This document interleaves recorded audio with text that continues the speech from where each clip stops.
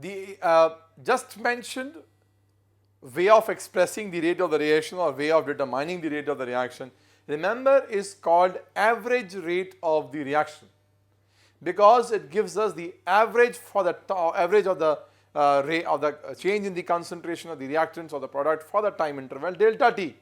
So that's why it gives us the average for that time slot. So it's, remember, it's an average rate of the reaction. See, we can take the example like suppose A moles of A changes to B moles of B.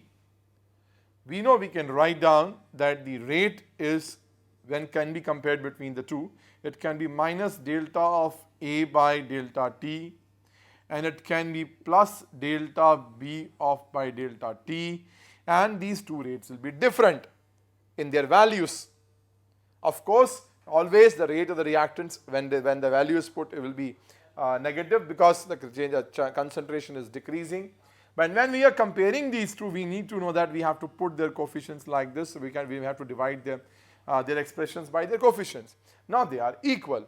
Now what you need to understand is that we can plot a graph and we can study that how this rate varies.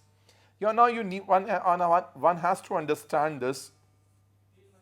If a concentration is plotted with respect to time, and let's take like initially when the time was 0, we were only having the reactant only involved in this.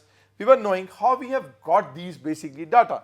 So we need to understand when we started the reaction, before starting it, we have taken out a small amount of the reaction mixture and we have put up in the liquid nitrogen or somewhere else, or we have freezed it somewhere so that we can find out how much of A is there initially. Then after certain fixed time intervals, we have been actually taking out the reaction mixture and placing it in the liquid nitrogen so that we can find out whenever we get the time that what exactly is the amount of the A or A left out in the reaction mixture, or how much of the B is formed in the reaction mixture at the different time intervals. So all these data will give us what?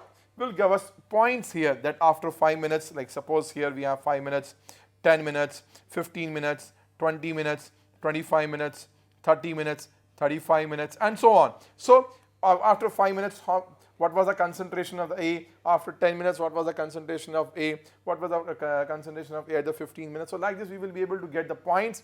And when we drawing those points by taking the smallest possible time intervals, what we get is we got a graph like this. Remember, this graph, which is coming out to be a curved path, shows that the rate, the change in the concentration is varying exponentially with time. Exponentially. It's not directly. And if we can take a longer time interval, like from 1 to like 40 minutes, we could have got a straight line, which shows it is varying directly, which is practically is not happening like this. So remember, the method which we are using, like this one, to find out the rate is an average, is giving us what? Average rate of the reaction for the time interval delta t for which we are determining it. Also, this graph which we get in most of the cases will never become parallel to the x-axis, because the moment it becomes parallel, remember, the equilibrium has been achieved. It will never touch the x-axis always again, except certain zero order reaction, because what happens is that there no reaction gets completed 100%. So it keeps on decreasing like this. So these are a few things which you need to remember. So this is how the concentration of A changes with time. Similarly, we can represent the rate of the reaction with this in terms of B also. Now when it is represented in terms of B, definitely the graph of the B will start from 0, because at time 0 the B was also 0, and slowly we find that it increases.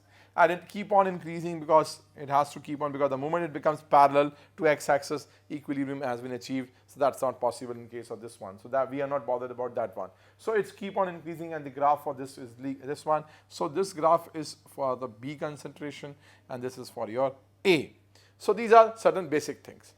So what is most important is, which is very clear from these graphs, that we can find out the change in the concentration. Like suppose we want to know the change during this time interval, like this one. Like this is the time slot we want to know that what was the rate of the reaction from 10 to 15 minutes, we can easily get what was the concentration initially at 10 minutes, what was the concentration at 15 minutes, let it be A1, let it be A2. So it will be very easy to find out A2 minus A1 giving you what? The change in the concentration, which can be written as like this one,